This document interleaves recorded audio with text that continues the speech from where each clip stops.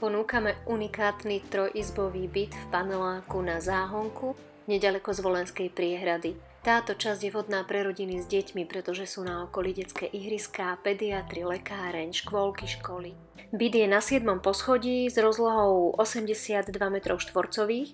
Zo vstupnej chodby sa vchádza do izieb, obývačky, kuchyne a toalety. Z kuchyne sa dá vojsť do obývačky a do kúpeľne. Tento byt je výnimočný najmä tým, že je v úplne pôvodnom stave. Toto je menšia izba, táto väčšia má aj balkón s výhľadom smerom do centra Zvolena.